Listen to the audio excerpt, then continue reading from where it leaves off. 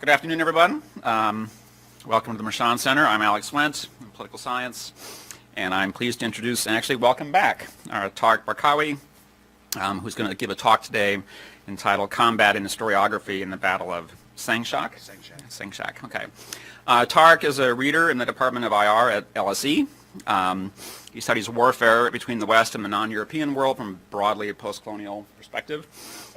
He's taught British and U.S. military officers for a decade at the University of Cambridge. And he's the author of Globalization and War, many articles, and a forthcoming book, which the blurbs are out there, Soldiers of Empire, Indian and British Armies in World War II. I will also say that I've known Tarak a long time. He did his PhD at Minnesota, where I did mine. We have the same advisor, Bud Duvall, although he's one generation after me, so we didn't overlap, but it'll be great to catch up at dinner tonight. We can talk about Bud. And I should also emphasize that a lot of the political scientists that might have been here today are not, because they're up in the political science department, because we're interviewing somebody for a position. And so the audience today is a bit more historians than typical, but I think that actually worked perfectly. So Great. Good. So welcome. That's my glasses. Thank you, Alex.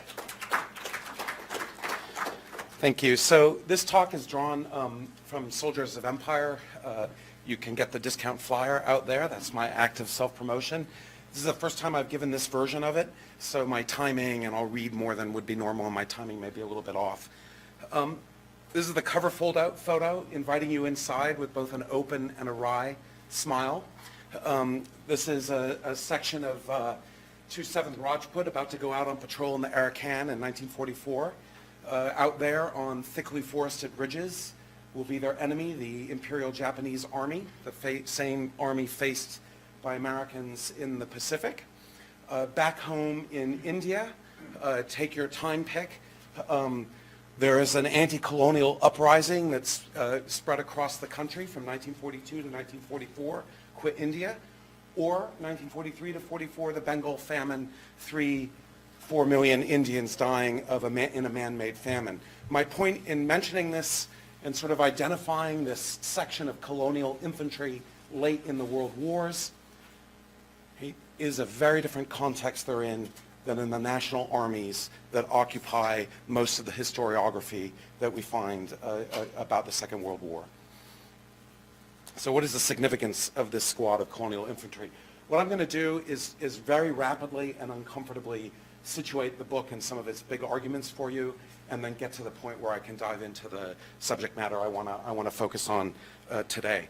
The book is broadly a post-colonial military sociology and history of British, Indian, and British imperial forces in the Burma campaign in World War II.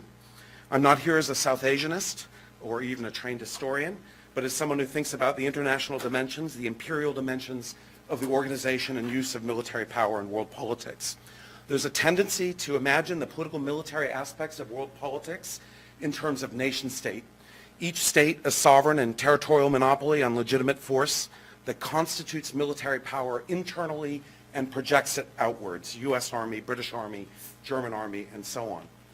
But in fact, a recurrent feature of world politics is the transnational and international constitution of force, the raising of troops and other forms of military power in imperial and hierarchical contexts from other people's societies. For example, the training of Iraqi and Afghan forces by invading powers in the first decades of the 21st century. Much of the study of military history, military sociology, war and society scholarship, security studies more generally, has proceeded by assuming a nation-state ontology of the world, and does so in ways that we've come to recognize as Eurocentric. 27 Rajput and the 2 million strong British Indian Army in World War II drop out of these frames, as do many other colonial and military forces. Now, by Eurocentric here, I'm not referring to the need to recover subaltern stories, histories of non-European armies. In fact, we have a very good set now of social histories of colonial armed forces. What I'm saying when I mention Eurocentric and the critique of Eurocentrism is the way in which entire debates, theories, historiographies have proceeded by taking as normal this nation-state ontology of the world. And nowhere is this more true than in debates over how soldiers are made and why they fight. scholarship focuses almost exclusively on the national armies of the major Western powers, with particular emphasis on the U.S. and Germany.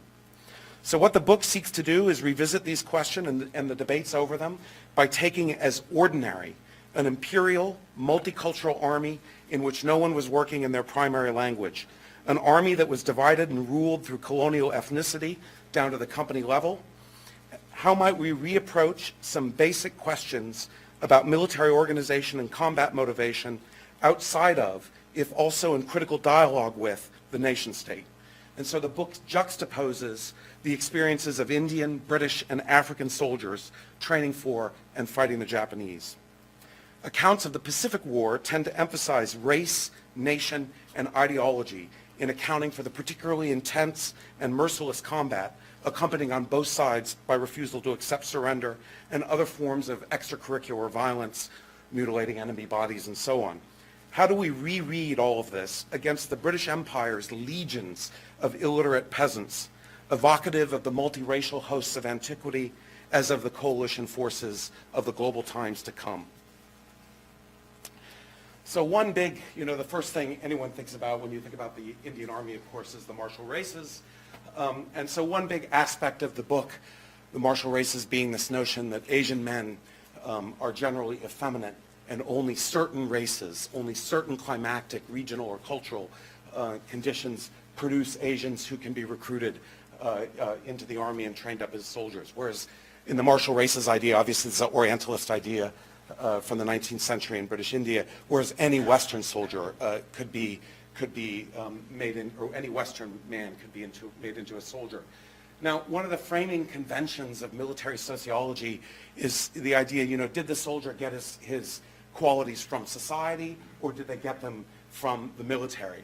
What the martial races help us see, the martial races, Victorian imperial ethnography is not an accurate reflection of Indian society. What these are sort of combinations of Indian and British imagination, and then you use the discipline of the military, uniform, diet, religion, keeping people separate in order to produce the martial races. So you get a co-constitutive account of how it is that militaries draw on social and cultural resources to produce soldiers. So that's critique one of military sociology. A second dimension that I go into at some length is drill, an old subject for those of us who study the military. But here I'm focused on how it is that drill and rote instruction enable the British with a minimum of linguistic and cultural competence. One thing to know about the British Indian Army is that the officers have very poor language skills, especially in World War II, but even the regular professional officer corps of the Indian Army. So there's a minimal linguistic and cultural competence on the part of the people who are organizing and training this army. And drill enables them to transform illiterate peasants who, when they join the army, can't even tell time. They have to teach them how to tell time. I've seen little, drill books teaching Indians how to tell time. And of course, you can work them up to, in the classic way of battle drills and drills around various weapon systems, you can, with a little bit extra time and a little bit patient instruction, work up all the modern weapon systems of World War II and man them with people who, when they were recruited into the army, were illiterate peasants.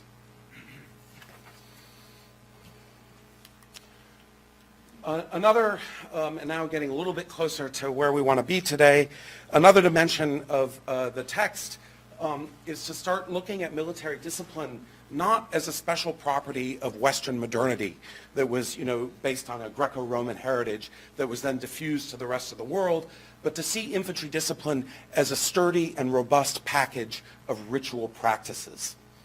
And a package of ritual practices which were in fact invented in many different places and times and places around the world. I can say more about that as we go on, or in Q&A. Now, one of the things that a ritual perspective offers you, if you know the combat motivation debate, one of the premises of the combat motivation debate is that casualties are always a problem for cohesion. So in Schill's and Janowitz's original statement, when the primary group suffers enough casualties, it breaks down. Bartov's whole argument is based on the notion that casualties overwhelm cohesion, and therefore only ideological fanaticism can sustain German soldiers on the Eastern Front. The most minimal familiarity with the anthropology of sacrifice suggests to you that blood sacrifice is not a problem for group solidarity. Rather than undermining it, it builds it up. And it enables you to begin to offer an account of the motive forces of battle in terms of blood debt, the need for reprisal, happening on both sides of a combat between bodies of troops that don't then require political and ideological motivation. Death's revivification of social bonds occurs on both sides of a battle, potentially creating a self-generating circuit of battlefield violence. Now, this takes me to a third way in which Soldiers of Empire seeks to reformulate some old questions about armies and combat, one more directly with the topic circulated for today. In its own way, the linguistic turn in the social sciences has really come to military history and sociology. For the last couple of decades, what many scholars have sought to do with increasing historiographical sophistication is recover the mindsets of soldiers in their specific contexts, their beliefs, ideas, feelings, humor, their experiences of military service, war, combat, the commission of atrocity, and so on. Whatever the many qualities of this scholarship, it primarily concerns national armed forces and national societies. There's a kind of inbuilt motor which emphasizes all the more as you dig deeper into the archives the national dimension in its various historical contexts, emphasizes it over what we might want to identify as the common transnational or shared dimensions of military service, cosmopolitan in my language. You can see this in the debate over combat motivation. An increasingly detailed archive has been hurled at Chills and Janowitz's classic statement, which spoke to the significance of military organizational over social and political factors. This archive has consisted of the Nazi-inflected thoughts and feelings of German soldiers and policemen as they fought and murdered their way through the East and occasionally in the West, along with, in other studies, racist U.S. Marines in the Pacific, phlegmatic but poorly led Tommies in 2 world wars, different national forms of trench humor, GIs and their everyman style, from the Greatest Generation to Iraq, and so on. Much excellent scholarship, a real renaissance of military history has been underway despite all the complaining about military historians being locked out of big departments. An underlying premise of this scholarship is that armies and battlefields are places where soldiers express their national style, whatever that may consist of in historical terms. Battlefields are sites of agency, expressive of the particular cultural character of troops. The reasons for intense combat, extracurricular violence, war crimes and atrocity, and more generally troops' fighting spirit and combat motivation are to be found in their own accounts, in memoirs, letters, diaries, and other primary sources. A kind of connection is made between culture as thought and belief and battlefield behavior. Soldiers' representations, the evidence of their experience, in Joan Scott's phrase, are read as motivation. What I want to suggest is overlooked here are battlefield sources of combat behavior. The interaction of opposing forces in specific contexts creates patterns, a structure, if you will, of fighting, which shapes the behavior of soldiers and their units, a structure which falls on soldiers like a ton of bricks, regardless of their individual attitudes or belief. This can be seen in Burma, where soldiers from many different parts of Britain and the Empire fought the Japanese in very similar ways, often behaving not unlike the Japanese themselves in their refusal of surrender. There is a degree to which and a way in which combat is no respecter of nations. The Japanese in these foxholes are not being given the chance to surrender because of other Japanese soldiers who fought to the death despite wounds. The Sikh soldiers here, whatever they may think of the Japanese or the war, are engaging in a common pattern of Pacific War combat, making sure the Japanese are dead many times over before they go anywhere near them. At the same time, these patterns are variable and changeable, and soldiers and commanders, their particular military and national styles, and above all contingency, have agency in the outcomes of battle. What I think comes out of these reflections is the need to examine the nature of the connection between the archives of culture, soldiers' representations of combat and their wartime experience, and the sources of battlefield actions and behavior. And let me begin then with a classic statement of Japanese otherness from the commander of a company of Nigerian Chindits, the Chindit column. I'll let you read that. Allied participants in the fighting in Burma at the time and afterwards narrated it through Orientalist and racist tropes, as they did the Asia-Pacific War more generally. In their accounts, combats took the intense and pitiless form they did due to Japanese fanaticism and savagery. How are we to interpret these representations, their assignment of blame and responsibility, their descriptions of events, their tropes and stock characters?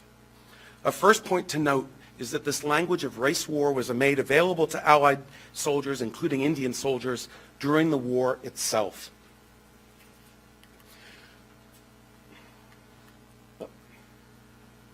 British and Indian soldiers passing through the jungle warfare school at Shimoga, one of the advanced jungle warfare training before they go to Burma, were told in a lecture, I'll let you read that. Now the lecture both describes and tries to explain elements of Japanese battlefield behavior. The psychology it offers is unconvincing, but of course the Imperial Japanese Army's ideology, organizational qualities, and historical trajectory did inform its way of battle. There are important differences between armies, and I'm not arguing otherwise. But how else might we account for Japanese refusal to surrender? Japanese soldiers were told by their own side that they would be abused and killed by the Allies if they surrendered or tried to. This was not wholly misplaced. Evidence suggests in Burma that many Japanese and INA prisoners were killed out of hand by British, Indian, and African troops, imperial troops. This often happened immediately after capture, while the POWs were in the hands of frontline infantry troops being escorted rearwards, or when Japanese soldiers were attempting surrender. And there are at least 2 documented cases of the mass immolation of wounded Japanese prisoners of war, and an account of the Japanese also running riot in an Indian military hospital. Of course, there were relatively few Japanese prisoners for British and Imperial troops to mistreat or murder. Aside from Japanese unwillingness to surrender, one reason for this was it was Allied practice to kill every Japanese soldier they encountered, no matter what, often many times over. Offering no quarter was justified by the notion that all Japanese were dangerous until dead.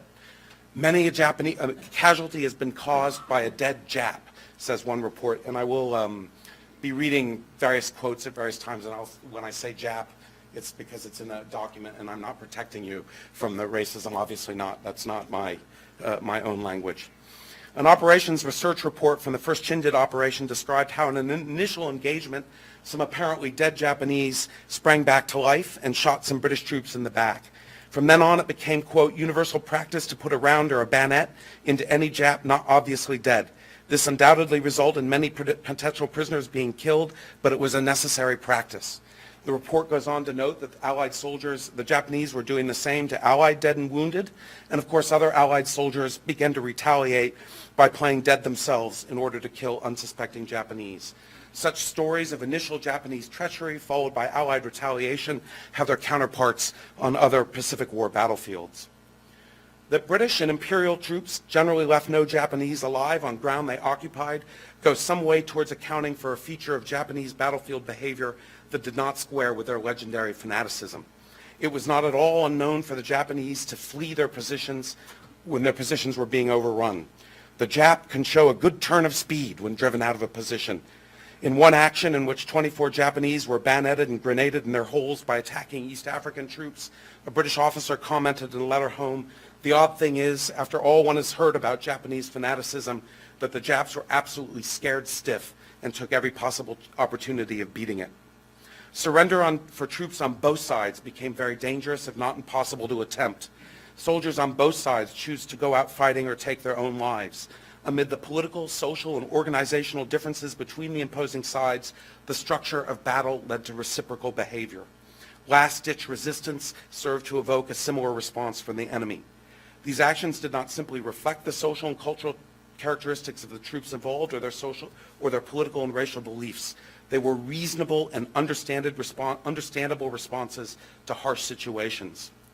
To excavate and analyze structural pressures created by the fighting is not to deny the differences in backgrounds of the soldiers at war in Burma, but it is to identify self-generating battlefield sources of the will to combat and atrocity that arise from the structure of battle.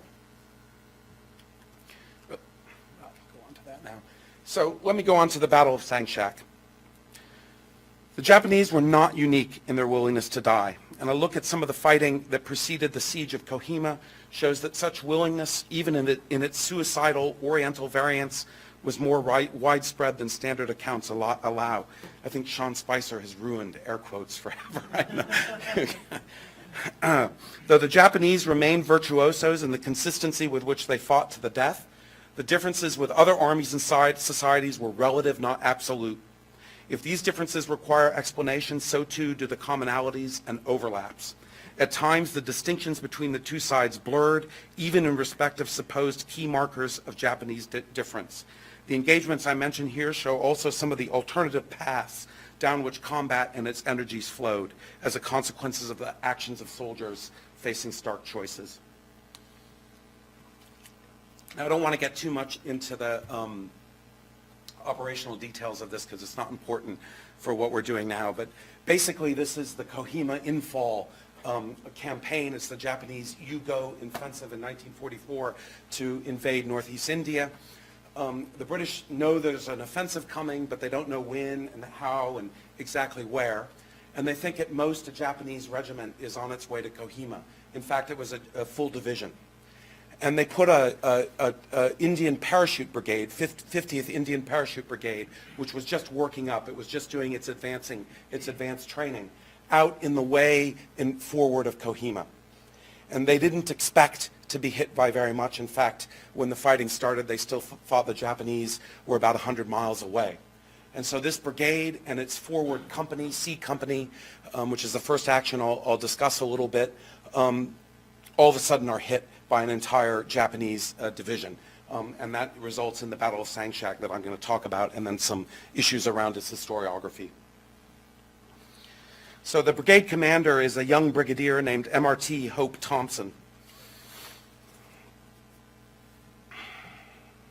And this C Company on point 7378, which is hit by a Japanese battalion on 19th March, radios back to brigade headquarters and says, what's going on here?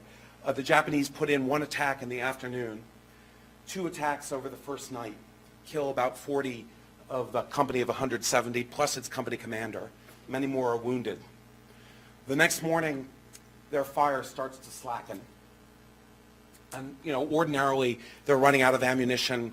Company commander is dead. No further point to be served by resisting any longer. This would be the point to surrender in ordinary circumstances. But instead, that morning, the Japanese are shocked to see a line of Indian paratroopers rise from their holes and start running down the hill, shouting in a counterattack. They'd opted for a Banzai Charge as a way out of their situation. Irony of war puts a ravine that they couldn't see from their positions between them and the Japanese. At this point, many of them are shot down, some of them surrender, and others get away in this ravine and report the nature of the combat, which is why we have some of the records we do of this. Now, at this point, up at the top of the position, according to the Japanese regimental narrative of the action, a British or Indian officer rises from his hole, puts his pistol to his head, and blows his brains out. The Japanese are very impressed by this action, right? They note that in their regimental account. Wow, what an honorable way to go. Well, they carry on, the Japanese division, and they go to the village of Sangshak, where Hope Thompson has hurriedly concentrated his brigade so that it would not be destroyed piecemeal by the much larger, superior Japanese forces. The best position he could find was an 800 by 400 yard plateau overlooked by nearby hills, lacking a water supply, and with stone just under the topsoil that prevented digging in. This was a poor position indeed. He placed his battalion and a half of paratroopers and the 4-5 Maratha light infantry in scrapes around the perimeter. The Japanese commander arguably should have carried on to Kohima and left this behind. He didn't do that. He decided to try and take this out.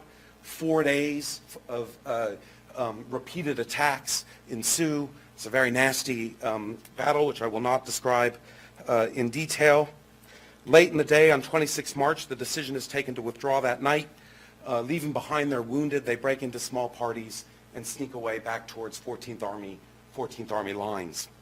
When the Japanese come on to the plateau in an attack that night, they realize the Indian paratroopers are gone. Regimental commander and the division commander had known a young lieutenant who had led one of the first attacks on the position at Sangshak. The young lieutenant had, whacked down 5 Indian paratroopers with his sword before he was killed. And they went looking for his body. And they found his body buried in a shallow grave, which is the only grave you could dig, given the obsidian under the soil. And the Indian paratroopers hadn't looted this officer's sword. So the commanders immediately ordered their men to treat the Indian paratroopers prisoners well, to take care of the wounded. And in fact, later on at Kohima, they released 50th Brigade paratroopers in their underwear to make their way back to Allied lines. Okay, so we'll come back to this in a minute, this battle in a minute. In reflecting on the qualities, so from the structure of combat to the representation of it, in reflecting on the qualities of the Japanese soldier after the war, Slim remarked, General Slim is the commander of 14th Army and a very impressive, one of the great battlefield generals of the Second World War, if you don't know him. Slim remarked, if 500 Japanese were ordered to hold a position, we had to kill 495 before it was ours, and then the last 5 killed themselves. 50th Brigade stand at Sangshak did not quite approach Japanese standards. There's something unique about the relative consistency with which Japanese soldiers fought to the last man in the Second World War. There is a place for national style.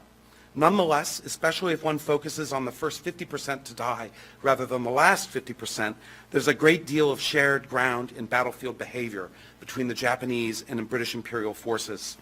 Carfrey, our Chindit commander, remarked of his Nigerian Chindits that they were brave enough for the fighting at hand.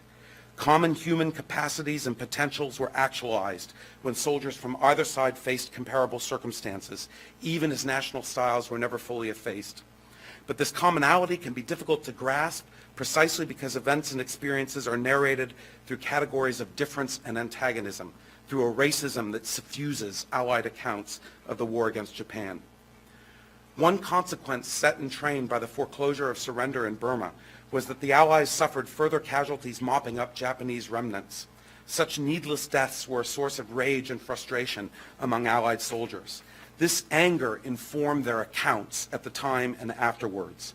The structural properties and powers of battle shaped not only soldiers' behavior, but also their thinking about and their representations of battle, the ways in which they discursively construct their experiences. Inquiry is faced with a difficult problem. The knowledge we have about battle, which derives from participants, is not itself exterior to an order of knowing and being created by battle itself. Participant accounts must be positioned within a theory of battle and of the powers it exercises over representation. For example, the Allies often used analogies involving animals or insects that lived underground to describe the Japanese, like fanatical little rats. Their ubiquity offers an opportunity to consider what work such analogies might do in soldiers' narrations. How else might they be read than simply as evidence of racial hatred? Slim was fond of an ant simile. The Japanese were ruthless and bold as ants. During the war, he told his officers, picture yourself fighting man-sized ants. The Japanese have all the qualities and faults of the fighting ant. Here, in addition to its racist constructions, the soldier ant functions as a way to...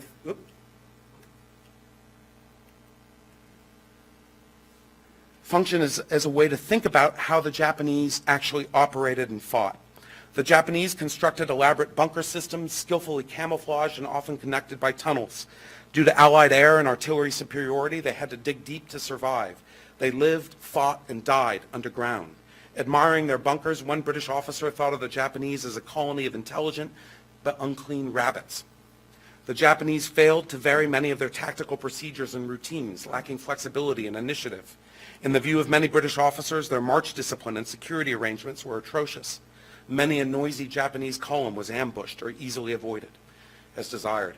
Accordingly, they could be thought of as a colony of ants that has a fixed ways of going about things and which is consequently vulnerable. Japanese habits were consistent, their actions easy to gauge. It's a quote. If one knew these vulnerabilities, the Japanese could be stomped on and killed as if they were ants.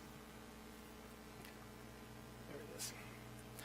These constructions drew upon Orientalist tropes to be sure. The Japanese have a combination of the primitive and the modern, a breed of mechanized savages working in mindless mass unison.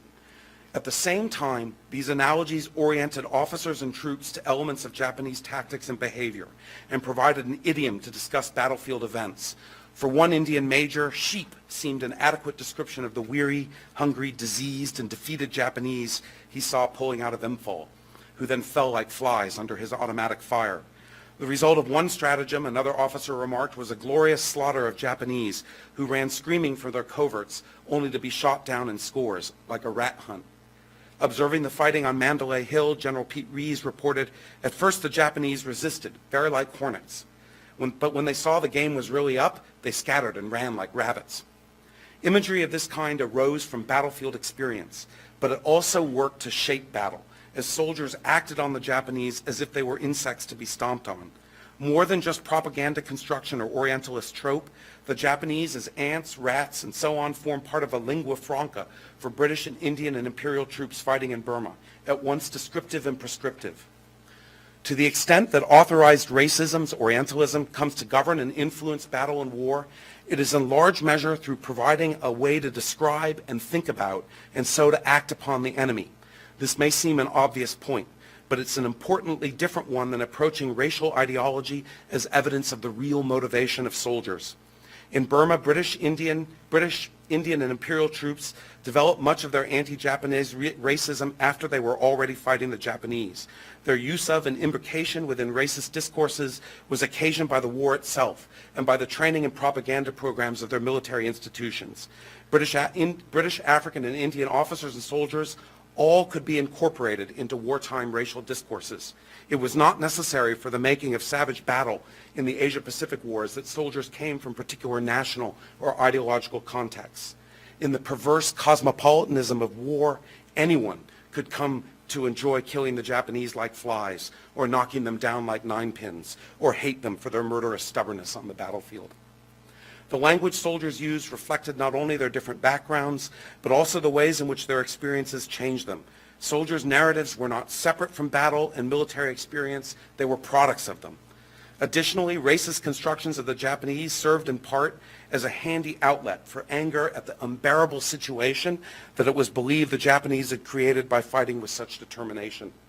In writing in these ways about their experiences, whether in documents at the time or in memoirs later, soldiers laid a trail that enabled others to construct after the fact the story of different nations and their soldiers at war, and of battlefields populated by essentialized national characters with their fixed identities and ways of behaving.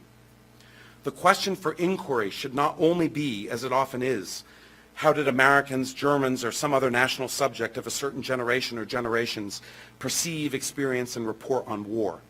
In presupposing the nation and national soldiers, they risk reducing to national context actions and behaviors shared by many different people in war. In so doing, they reify the nation. If the experience of combat transforms participants and shapes how they write about it, what are the implications for military historiography? Significantly, quite aside from official histories and wartime documents, diaries and letters, a great deal of military history is itself produced by veterans. This includes not only the vast memoir literatures, but also the many campaign accounts and histories penned by retired commanders, officers, and other soldiers. This phenomenon is common to modern wars and even many ancient ones. Wars can be waged discursively long into the peace. For soldier writers, different experiences of war produce demands for different kinds of war stories. A major divide among Anglo-American veterans of the Asia-Pacific Wars was the experience of Japanese captivity. Those who had been POWs produced a stark memoir literature. They tended to oppose post-war reconciliation initiatives and the normalization of relations with their former enemies. By contrast, those who had participated in defeating the Japanese, who helped annihilate their enemies in the war's final battles, were more open to and active in reconciliation after the war. Much of their memoir literature emphasized war's adventuresome aspects. Other veterans refought campaigns in dueling analyses of operational events or considered the political and military significance of campaigns they had fought in. These subjects held therapeutic value for veterans, providing a larger frame in which to find meaning for their war experience.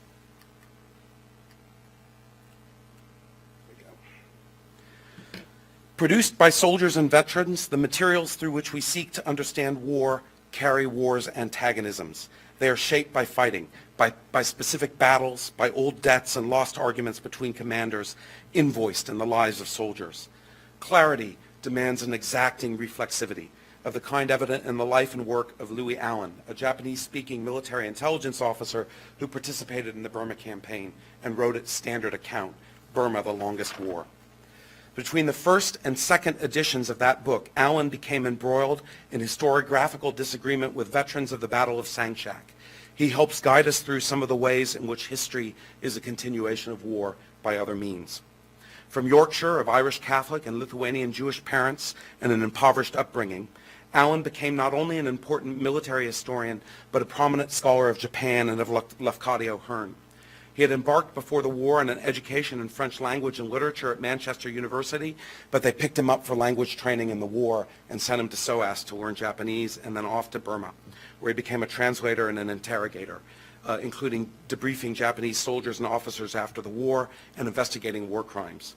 He returned to his French studies at Manchester and later pursued them at the Sorbonne in London and took up an academic post in the subject at the University of Durham in the northeast of England. But gradually the war and his scholarship on the war, gradually the war and his own experiences as a participant in the war came to dominate his attention. In his scholarship on the war, he made use of Japanese as well as English language sources, and this involved not only Japanese official histories and other scholarship, but also Allen's access to wartime documents and to Japanese veterans themselves, with whom he developed a variety of relationships. As you may recall, 50th Indian Parachute Brigade broke into small parties and made their way back to 14th Army lines.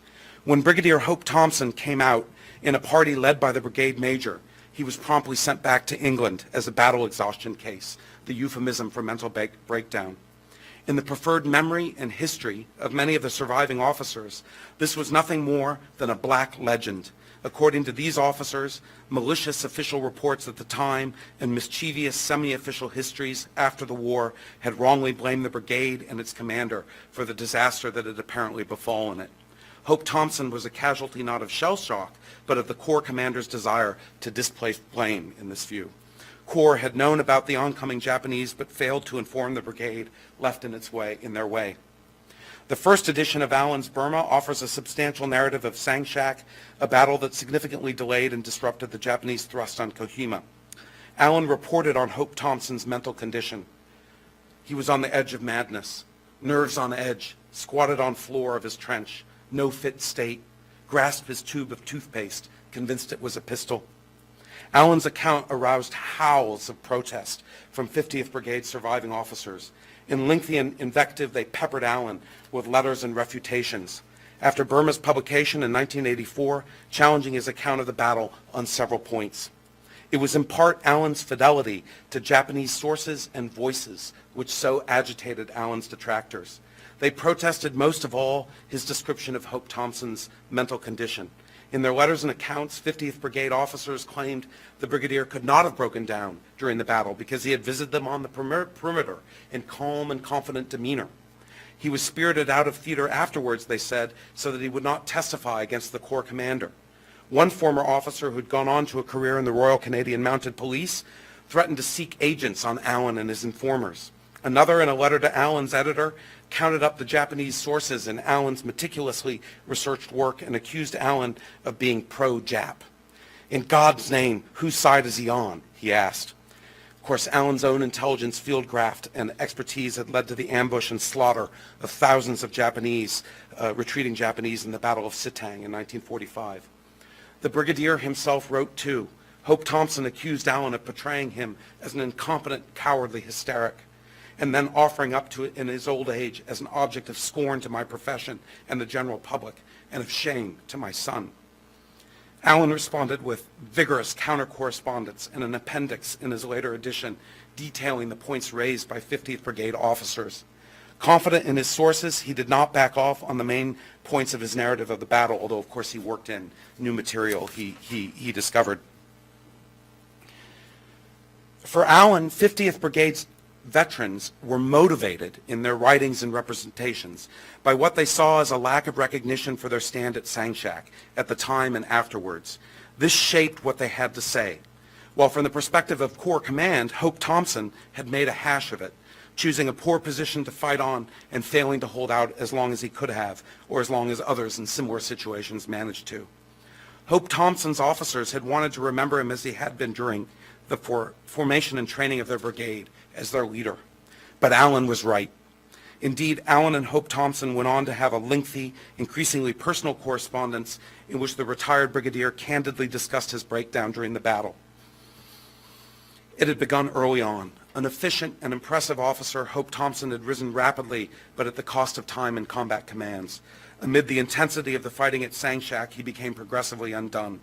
By the end of the battle, he was hiding in his trench, emerging periodically to yell, "Fire the guns, fire the guns." A few of 50th Brigade's officers knew about the breakdown. The senior officers tried to get the medical officer to declare him unfit.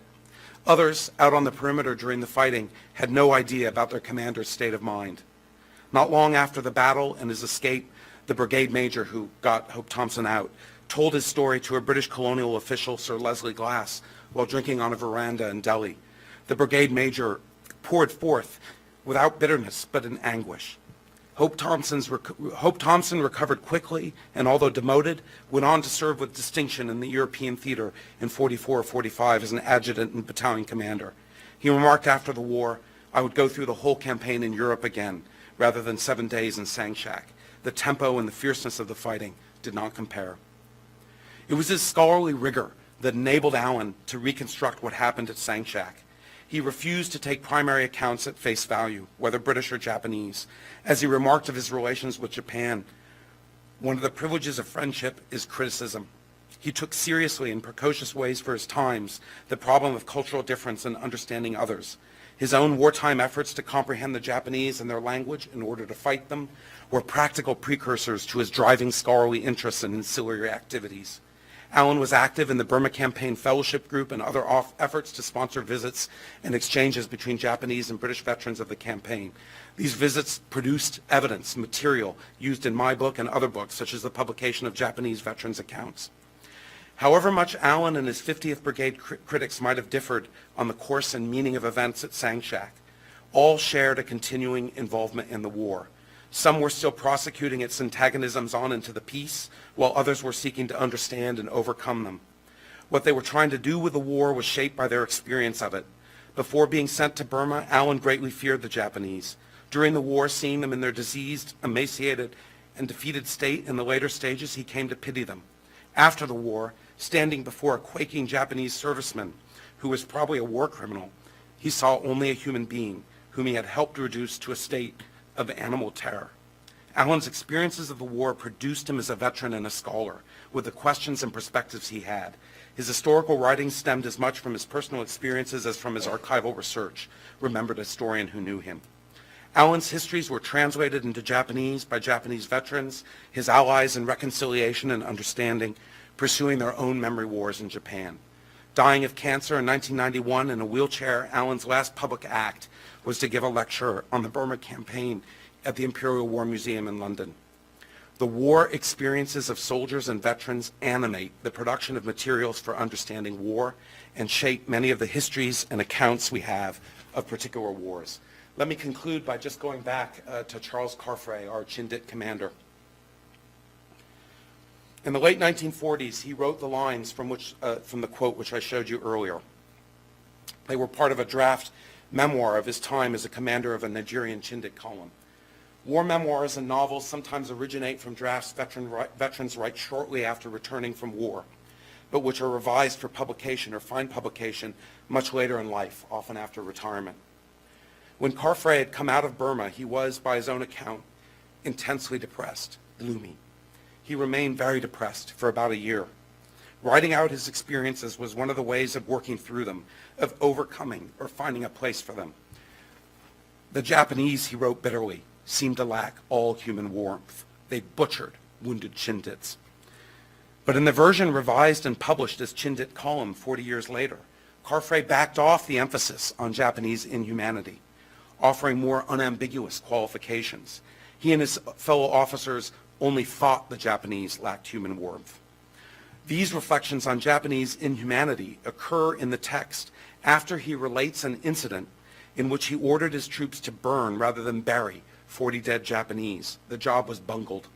Expecting nothing but bones and ashes when the flames died, instead we found lumps of roasted, blackened flesh, still recognizably human, grotesquely crowned and with bleached steel helmets like inverted pots. This failure to properly dispose of the remains of enemy soldiers becomes an occasion for commenting on the enemy's apparent lack of humanity. The Japanese were themselves somehow to blame for his actions. At the same time, Carfrae used the passage to suggest that putative Japanese fanaticism showed up the Europeans, who were in comparison not so committed to their ideals or as ready to die for them as the Japanese were for theirs. Quote, "Since we could neither comprehend nor equal Japanese determination, we were indeed inclined to dismiss the enemy's preternatural, indeed sometimes useless bravery and spirit of self-sacrifice as fanaticism." End quote. This dimension of the passage comes out with much greater clarity in the later published version, but is in both. His reflections on his enemy's humanity furthered a reflexive attitude towards his own. As Allen remarks of the qualities of a good war memoir, for the author, there is value in retreat from immediacy, to take stock of what his experiences mean now. Carfrae could never quite leave the war behind. As he told an interviewer in 1985, he became unwell for about a week every year, even though there was nothing physically wrong. I recognize that this is a kind of hangover from my Burma days. Carfrae leaves us a finely observed war memoir, evidence of the nature of colonial armies in combat, of Chindit expeditions and the Burma campaign. But he produced it to make sense of his own war, and the text bears the marks. So does our evidence of war carry the scars of its participants. Thank you.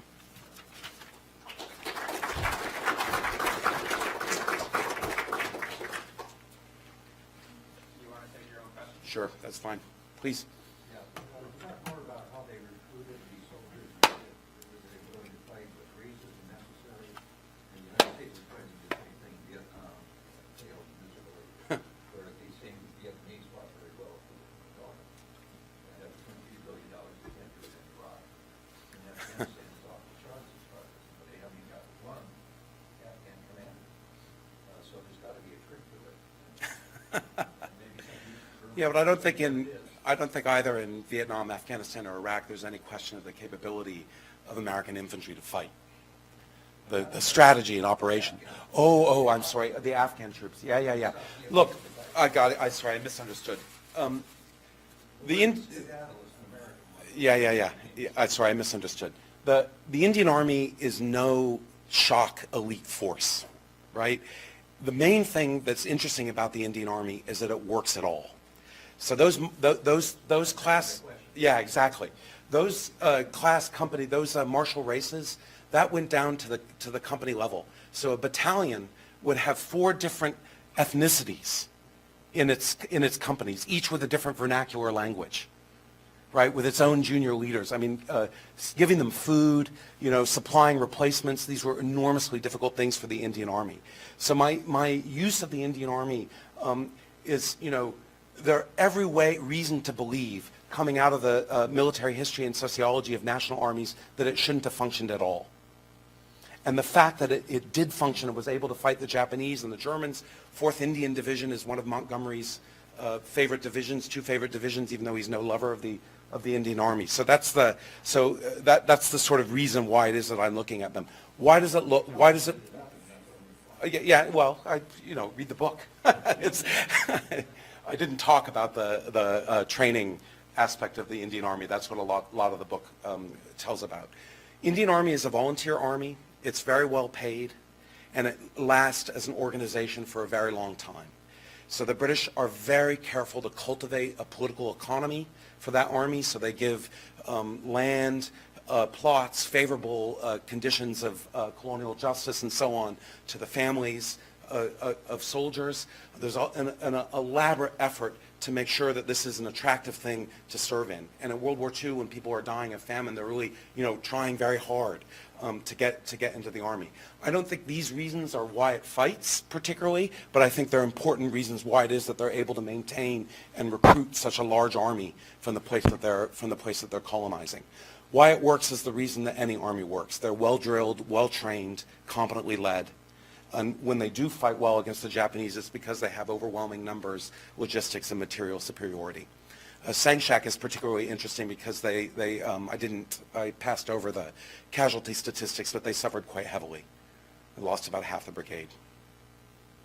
Please, Alex. I'm struck by the fact that there seems to be variation in, say, the campaign in France, West Germans against the Soviets, and of course in the Pacific, variation in the intensity of combat, the amount of atrocities, willingness to kill prisoners, and so on. And your argument is very much about the self-generating logic of battle.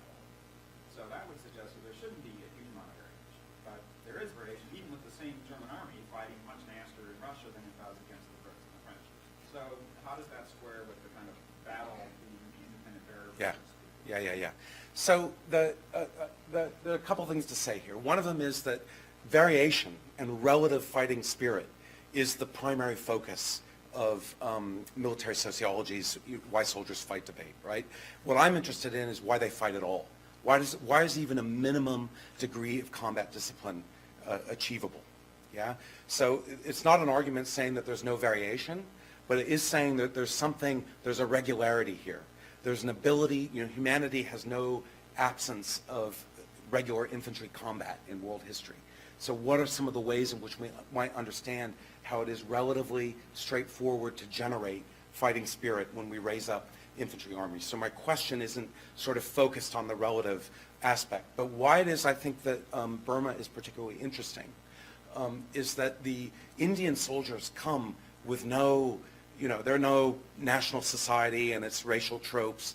They have no idea of Japan. The Japanese fight them the way the Japanese fight everyone else.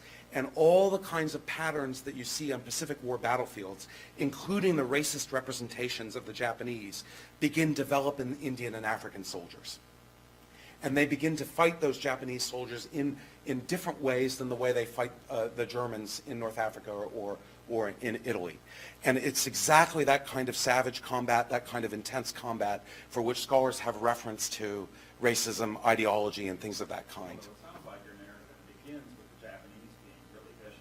Yes. And then So responding, and then there's a dynamic that gets... Totally, and I'm not a scholar of the Imperial Japanese Army, and as I sort of am laying out here, the idea is not to say there's no difference, that there's no national style. I'm not, making an argument of that kind. But at the same time, I'd say there's a lot of, and you want to kind of appreciate how it is that the IJA is different. That army is not just like every other army. But the reason isn't necessarily because they're worshiping the emperor. One of the reasons the IJA fights the way it does in World War II is they didn't have a World War I. They were still trying to overcome spirit. They were still trying to overcome material superiority with spirit, right? So Banzai Charge and all the rest of it, we track that back to the Somme and World War I. And one of the places I end the book on is a kind of post-colonial critique of the Banzai Charge as a way of thinking about it, because any infantry attack involves the rush across open ground swept by fire. How do we know that that's a Banzai Charge?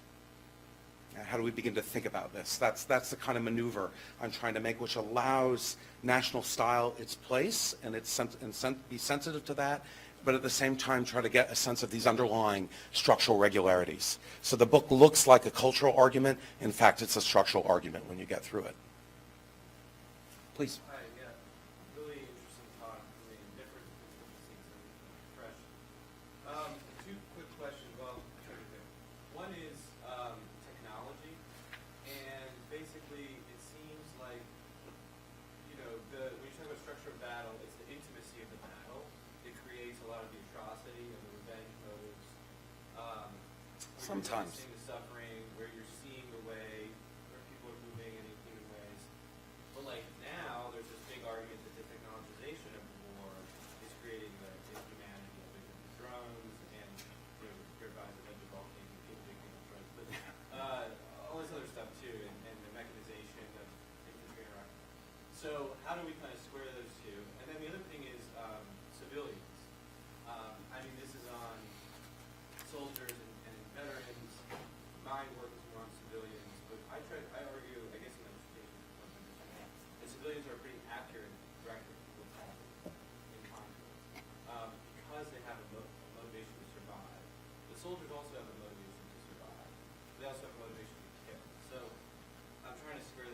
I don't understand the second question that you're after. Do you think these logics also apply to civilians, or is there something unique about being a soldier that makes you biased in terms of how you describe it? Okay, all right. So the first question, I kind of have a stock response to that, which is that, security studies, how many books have there been on drones lately, right? We follow the high tech in very big ways, and we, think this is some new, completely different kind of a thing. Most warfare, most combat on planet Earth, even our own day, is between bodies of troops with basic infantry weapons. That suite of weapons in the first slide I showed, the submachine gun, the rifle, the LMG, add in an RPG, grenades, and a mortar, and you have the weapons that account for most of the fighting that goes on. So I think we need to, sometimes sort of direct our eyes away from the high tech. I think there are many different routes to the willingness to commit atrocity. And there are many different ways in which people, and I think one of the things that, I don't argue it as strongly in this book, but there are places I talk about. I think the sort of idea that humans are not, it's very difficult to get humans to commit an atrocity, right? They have to believe in very elaborate ideological fantasies before I think that's a very comforting idea for civilians to have. I think the far more dangerous idea is it's relatively easy to get to those situations, and that the military discipline problem is actually keeping troops disciplined from doing that rather than, it's hard to get them to do that kind of thing. So I think our sort of focus on atrocity is very influenced by sort of wanting to hang on to Pacific conceptions of humanity. So that's another kind of thing that I would say there. I think that it is a mistake to think about participant accounts as some kind of objective reporting. It doesn't mean you ignore the participant accounts. I think we all need to go read Joan Scott again. The way in which if you rely on the evidence of experience, you ended up reproducing ideological systems that people use to construct their experiences. So I think we have to think more carefully about, in a kind of phenomenological way, about why it is they describe things in the way that they do, and position those descriptions and accounts within some kind of overall account of the relations that are forming and shaping them. And that's what I was trying to do with this military historiography stuff, and I don't see why it is one couldn't do the same thing with civilian accounts. Yeah. Please. This may be the derivative of Dan's question, but I was wondering about whether the standardizing effect of battle should be still exist in counterinsurgency campaigns. It seems to me that because you're treating the other in different ways, at least in doctrines of the hearts and minds, or if you take Owen's tack, maybe more feckless neutrals, women and children, then you might treat the other, not only the other civilians, but the other's forces differently and view them differently. And therefore, the standardizing effects that you're talking about might drift in different directions. Yeah. Do you see that as a possibility, or is it kind of just? So I think counterinsurgency is an ideological term that we have to think about very carefully and what that might actually involve. The point I would make is that this is not a generalized, the sort of idea that there's a structure of battle or there's a particular structure of fighting, that's a generalized concept. But the particular shape it takes in Burma is related to the terrain, the organization of the two forces, how they're thinking about the war, what they're trying to do, and you'd have to replicate that kind of analysis for another context, then situate the accounts that soldiers are offering and do the maneuvers that I'm going through, right? So not all fighting looks this way. I mean, one of the big things in Burma is that fighting often is thickly forested. You often encounter the enemy at extremely short ranges, so you can't, maneuver away, and you find yourself very quickly in fights to the death. A lot of the fighting is perimeter attack and defense, in which if the enemy gets inside the perimeter, it's over. So you really have to keep them out. So there are particular dynamics of the nature of the tactics, the nature of these forces that give shape to the kind of thing that I'm talking about. And I think you could take this as a model of analysis, that's my intention, to other wars and campaigns, but it wouldn't necessarily look exactly the same. I think the pressures operating on American troops in Iraq and Afghanistan were different. And I think if you think about those structural pressures of their experience and then situate their accounts next to them, and instead of reading those accounts as objective reports, but thinking about how those accounts come out of the nature of the particular kinds of experiences they had, when your buddy dies because that Japanese soldier won't surrender, and the Japanese soldier has to die and your buddy dies, you get really angry. I can imagine similar situations like that in Iraq or Afghanistan where of different sources of frustration that inflect and shape the accounts in different kinds of ways. Yeah. Please. I'm curious, are you familiar with John Lynn's battle? Yes, of course. So you know of the model Yeah. of independence? Because it sounds like you're speaking very directly to that type of modeling for recursive self-feedback. Well, yes and no, right? I think the way that John Lynn operationalizes his model in the case of the Indian Army is really wrong. He argues that we have to understand this as sort of South Asian values. And he reads Indian soldiers as reflections of warrior values in South Asian society, right? They fight because of Indian values, not because of this, that, or the other thing, right? And I think that you cannot make sense of the martial races. They don't exist in Indian society in the way that they do in the Army. And so you have to look how it is that military service has shaped and reformed their culture. And in the case of the British Indian Army, the really interesting thing is that because this is going on for 150 years, those veterans are cycling back into their villages. So the Indian Army notion of what a real Sikh is infects and shapes Sikh communities, partly from the versions of the Sikh that you find in military service. Lynn's stated model ought to offer some scope on that, but the way that he operationalizes it in the Indian Army chapter doesn't. So I critique it. Failure of model there, because this definitely has the discourse between soldiers as well as society and their ideologies of war as part of the concept. Yes. Hey, if I could Please. proceed a little further. It sounds like you're familiar with Bartok. Are you Yes. familiar with Dower? I'm assuming? Yes. How do you put them in dialogue between that cultural type of normal that they're talking about as opposed to the actual realities that Lynn's models attempt to replicate? Yeah.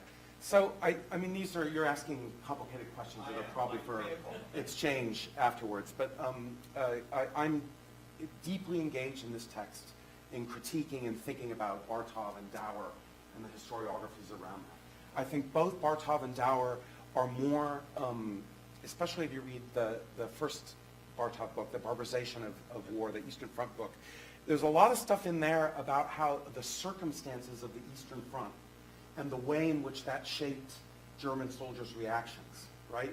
And how it was that Nazi ideology suddenly worked to make sense of their experiences because they saw things that seemed to match it, right? That's moving closer to my world in this, right? Versus the kind of headline argument that is fanatical dedication to ideology that sustains the German soldier, right? So I think Dower is in a similar way.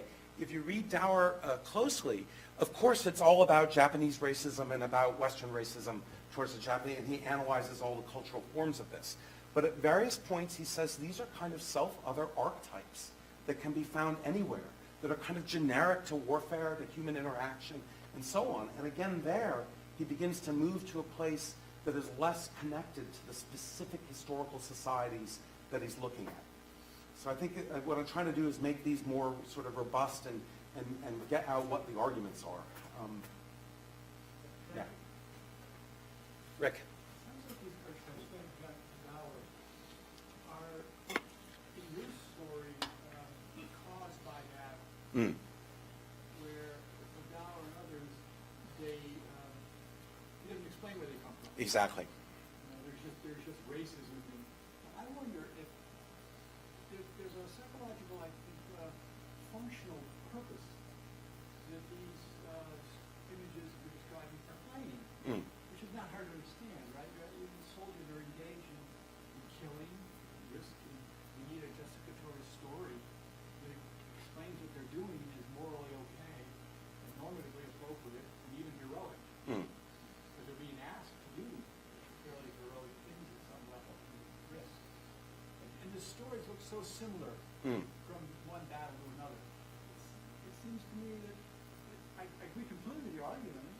But I'm wondering whether it's caused by battle, and if it is, then whether it's just a psychological need to feel morally justified in what you're doing. That's why the editing becomes an insect. There's a large literature on dehumanization. Yes. It's serving a functional purpose in maintaining balance in the human psyche. Yeah, I don't disagree. I don't feel a big disagreement in that, but I do, I'm not, there clearly are people who dehumanize others. It's not clear to me that combat as a great human regularity requires that in large measure. I think soldiers fight because they're scared shitless. I think the beauty of the way an infantry discipline works is that if you all fight together, a higher percentage of you have a better chance of surviving. And so so I think that's the. I don't understand the role these tropes or these stereotypes are playing in the story. Because it seemed to me they featured very prominently in both the quotes you showed us, Yeah. some of the arguments you were making, that this was important. None of you just set all this aside as verbiage and just function, we're fighting because we fight because we're mercenaries. I'm not sure those are two radically, this language is all over the accounts, right? It's very prominent. So how do we make sense of it? Dower makes sense of it in the way that we've been discussing. I mean, if anything, his historical sources of it is those national societies and their historical development.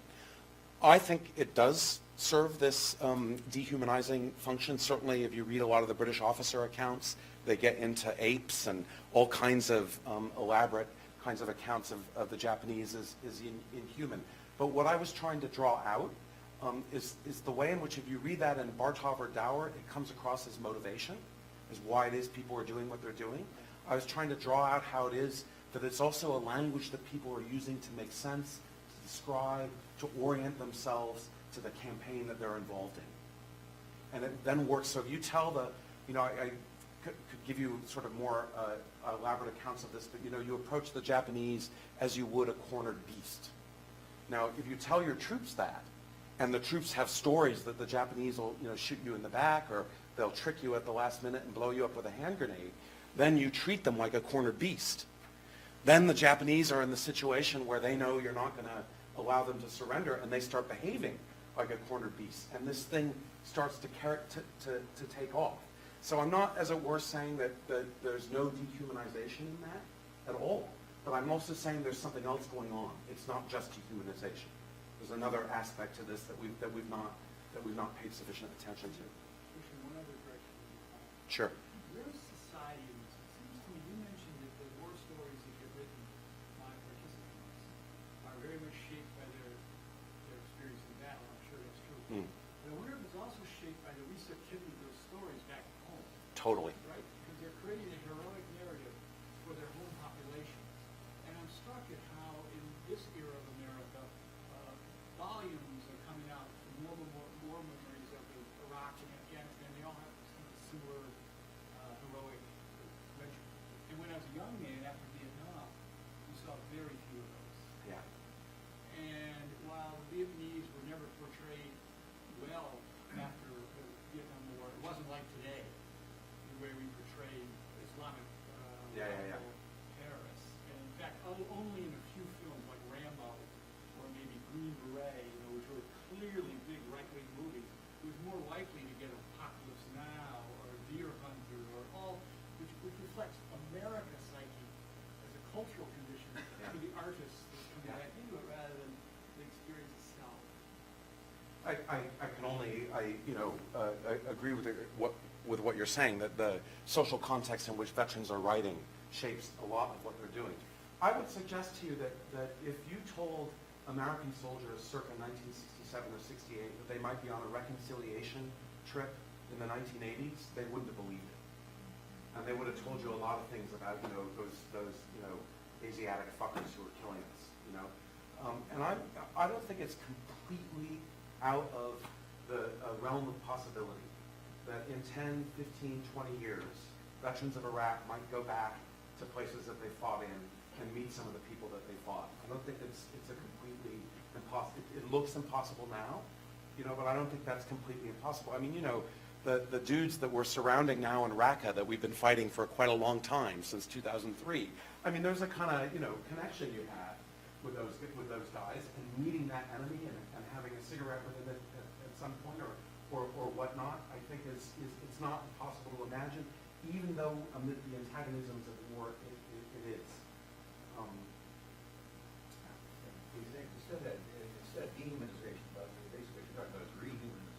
in a lot of ways. And Dower's book, The End, basically shows an advantage after the end of the war. I did study what you public opinion about Japanese during World War II. And they give 20 adjectives, and one that came up really big is treacherous. Yeah. Immediately after the war, literally within months, treacherous gets promoted and they get shrewd. Yeah. Yeah. And Yeah. Dower's, I mean, the Yeah. Japanese so-called racists. It changes like that. Yeah. Yeah, well, you can see in the cartoons, because during the war, they were menacing buck-teeth guerrillas. Yeah. And immediately after the war, they're happy little buck-teeth. Who need leadership by the So West. That's a great improvement. Yeah. Yeah, they go back to a colonial native vision. And Bill Broyles went back to Vietnam, like 1978 or something. He tried to find the people he's fighting with, and he was welcomed as a friend. Because after, first they thought he was Russian, so they hated him. But then when it turned out he's American, he was really great. So that the point is that this can happen extremely quickly. If you want to make a racist war, Yeah. it's a Japanese war. Yeah. I mean, they wouldn't have any other enemy we've ever had in this country. Wh- They're wh- so racist and went away from us immediately. Which for me tells you something about the war-generated character of this stuff. Exactly. I mean, that's where I think there's The way yeah. And I think one of the ways, just 1 second, one of the ways in which I would think about how we think about this memoir stuff, if the experience of war is disintegrative for the personality in various ways, writing that memoir is putting things back together and finding a way to account and make sense of what they're doing and make it whole again. I think, that again situates the memoir as somewhat different than some kind of objective reporting or evidence of motivations. Alex? You basically suggest that with this guy changed the way he talked about it. He said they used to be, Yes. He said they used to be really vicious, and then they're saying we thought they were vicious. Exactly. That's exactly. So the first quote comes from the draft that's in his papers at IWM, and the second comes from the published version that he didn't actually publish the book until the 1980s. And so you compare the two, and you see these very interesting differences. Yeah. And then he gave a wonderful interview, verbal interview to some Imperial War Museum researcher in the 1980s, and he reflected and talked about this. So you have a whole bunch of different moments where you can engage with him about how he's making sense of what went on. Alex? Two things. I guess one thing I want to talk about at dinner is whether or not there is actually a reality that actually happened. There was a reality, Alex. Well, I don't know. I'm not sure, because your narrative is consistent with saying, well, there was this battle and it happened, and now we're just describing it in different ways later. Or you could say, actually, what actually happened is being reconstituted. Yes. Yes. Quantum. Yeah. The question I wanted to ask actually was about the Indian volunteers and how they would compare with the over 100,000 foreign volunteers of the Waffen-SS. 10,000 of them French, many Danes, Norwegians, and so on. 100,000 of these guys, and many of them are fighting in Berlin in 1945 at the very end. They're among the final defenders of the Reich, right? Yep. Including French. And they're very ideological. It's all about anti-communism, and they're Not really all of them. different. Not all of them. But go on. Yeah. So I guess I'm wondering how they compare, and are they similar? So there are the Indians, 950 Regiment in German service on the West Wall. These were 3rd Indian Motor Brigade captured in North Africa, and they're turned into a regiment of the Wehrmacht and have various adventures in France, 44, 45, including doing a lot of raping and atrocities, some interesting stuff there. I think once you begin unpeeling the world of foreign military service, you find it all over the place. So by 1944, there are more foreigners in the Waffen-SS than there are Germans. And I think you have to make important distinctions between the East European and Russian formations of the Waffen-SS and the West European, many of whom were ideological Nazis, although I think many of them were also people looking for adventure. If you're a Dane in 1940, it looks like they're winning. Let's go off and do that. There are more Danes die fighting for the SS than die defending their country against German invasion. So I'm not clear. It's not clear to me that all of them are ideologically inflected. And in any case, my argument is not that there aren't ideological soldiers, right? It's that ideology as a glue for a mass army is nowhere near as convincing as ritual. and rituals of solidarity building and drill and the ritual organization of sentiment and all kinds of things that come with military training. And one of the things, as we know about the Waffen-SS, is that there was a very serious military organization. And its training of its officers, its doctrine, and so on, is taken to a very high military pitch. So these are some of the ways in which I begin to talk about it, and I would want to take their accounts and subject it to the kind of thing that I'm doing here. I mean, part of being the last defenders around the Reich's chancellery, is a bit like our barbarization of Warpoint. Like, the ideology begins to fit what they're actually doing, and you can see how they make sense of it through it. In one of the, in some of the martial races stuff, I talk about Eric Stokes. Is that a name any of you know? He was a very famous leading South Asianist at Cambridge. He was Christopher Bailey's PhD supervisor, Bailey, who's just died. So this is Cambridge historiography of South Asia in a big way. Stokes was an officer in the Indian Army in World War II.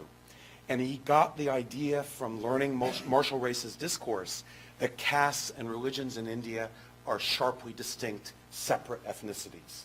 And it took him until the 1970s to move beyond that and figure out that there's all this fluidity and different forms of caste relations, and that changes over time. And what I argue in the book is that, the Indian Army as power is testament to the powers of the Indian Army's ability to naturalize these different ethnic groups. So he just imbibes this, and he's teaching it for 30 years before he sort of has a moment and realizes caste and ethnicity in India is something different than he thought.